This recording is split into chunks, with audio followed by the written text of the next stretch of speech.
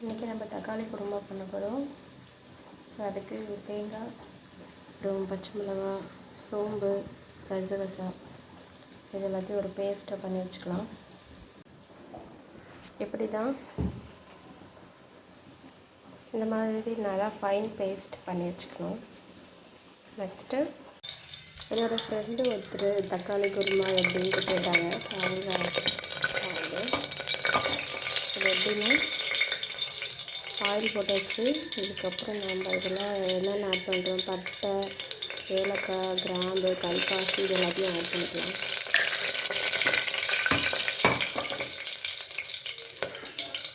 இதோட கொஞ்சம் வந்து சோம்பு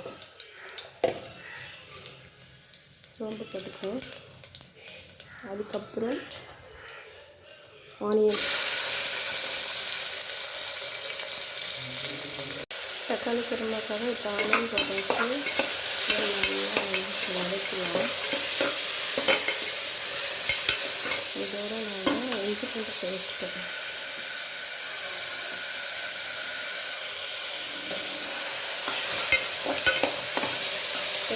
இஞ்சி பூண்டு பேஸ்ட்டு வாசனை நல்லா போகிற வரைக்கும் வதக்கணும்.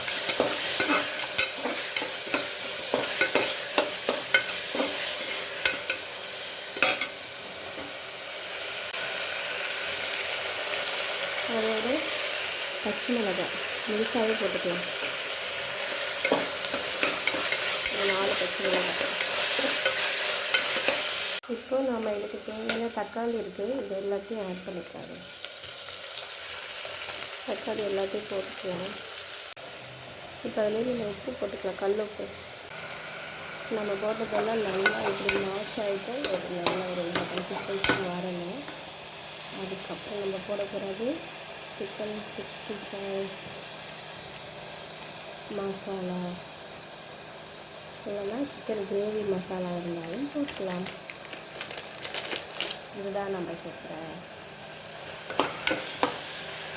ஸ்பைசஸ். நெக்ஸ்ட் கொஞ்சோண்டு தண்ணி ஊற்றி நல்லா வேக விட்டுக்கலாம். இந்த மசாலாலாம் கொஞ்சம் நல்லா வேகணும். இது நல்லா வரட்டும்.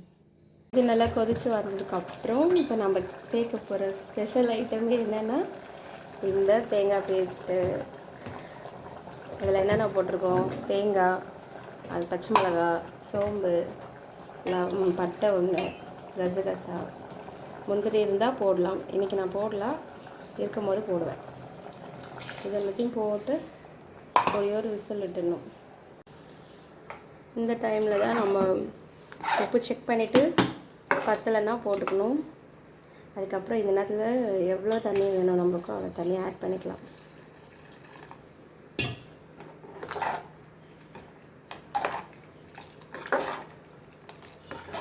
இப்போ இது எல்லாமே சேர்ந்து நல்லா ஒரு கொதி வந்து தம் போட்டு மூடி வச்சுட்டா ஒரு விசில் வந்துடணும். அப்போ தான் இந்த குருமா ரெடி ஆகும். அவ்வளோதான், ஃபைனல் டச் வந்தாச்சு.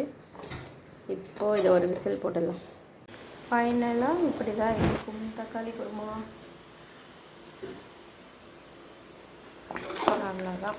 இது வந்து இட்லி, சப்பாத்தி, பிரியாணி கூட வச்சு சாப்பிட்டுக்கலாம். நல்லா பரோட்டா இந்த மாதிரி எல்லாத்துக்குமே, தோசை எல்லாத்துக்குமே சாப்பிடலாம். சூப்பராக